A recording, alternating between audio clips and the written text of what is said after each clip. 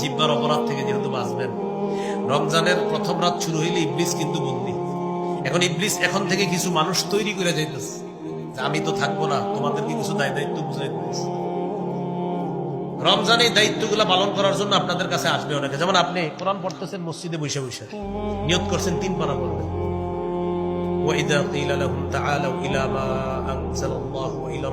আপনি বসে বসে পড়তেছেন, একজনের পিছন দিয়ে এসে আসসালাম আলাইকুম, আপনার কি দরকার এখন সালামটা দেওয়া?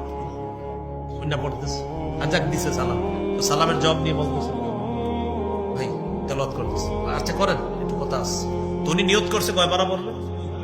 1 পারা পড়ার পরে উনি কোরআন বন্ধ করে বলতেছে ভাই বলেন কি তারাবি পড়ছেন? জিজ্ঞাসা পড়ছি তো, কয় রাকাত এরকম জিজ্ঞাসা। তা আপনি বুদ্ধি করে জবাব দিবেন, বলবেন পড়ছি তো। কেন তারাবি কয় রাকাত পড়ছেন? বলেন না 20 রাকাত পড়ছেন। আপনি বলবেন হ্যাঁ পড়ছি। 8 রাকাত পড়ছেন? বলবেন হ্যাঁ এটাও পড়ছি। 20ও পড়ছেন 8ও পড়ছেন? হ্যাঁ পড়ছি, দুটোটাই পড়ছি। পড়েন না কোনটাই সেটা বলেন। বলবেন ঝগড়া করি নাই, কি করি নাই? তা পড়ছেন কোনটা? 20ও পড়ছি 8ও পড়ছি, এটা কেমনে? বলবেন 20 রাকাত তারাবি পড়ছি, এটার উপরে সাহাবায়ে কেরামের ঐক্যমত, এই জন্য 20 রাকাত পড়ছি তারাবি, এটা রাতের শুরুতে পড়ছি।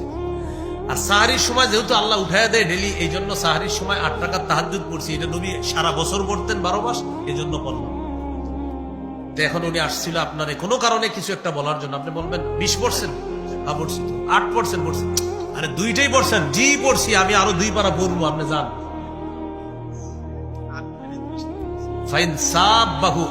নবী বলছেন কেউ যদি ঝগড়া করতে আসে বলে দিবা ইন্নী ইমরুউন সাইম, আমি রোজাদার, ঝগড়া করবো।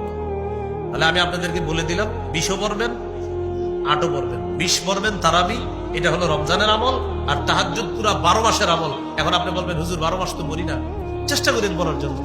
12 মাস আমাদের দেশে অনেক বুজুর্গরা 12 মাসও পড়ে, মানে আপনি পড়তে পারেন না, এটা আল্লাহ যেহেতু রমজানে উঠাইয়া দিচ্ছে, আপনি রমজানে 8 রাকাত তাহাজ্জুদ পড়ার চেষ্টা করবেন ইনশাআল্লাহ। না পারলে 6 রাকাত, না পারলে 4 রাকাত, না পারলে 2 রাকাত, 2 যেন মিস না হয়। প্রিয় ভাইরা 2 যেন কি না হয়, মিস না হয়। আর একটা গুরুত্বপূর্ণ বিষয়, সাহারিতে খেজুর খাবেন সবাই। সাহারিতে ভাত তো খাবেন, ভাত, গরু, ইলিশ মাছ, এগুলো না হলে তো হয় না আমাদের। তো সবই খাবেন, কিন্তু খেজুর খাবেন। কি খাবেন? হ্যাঁ খেজুরটা খাবেন, এটা অবশ্যই খাবেন।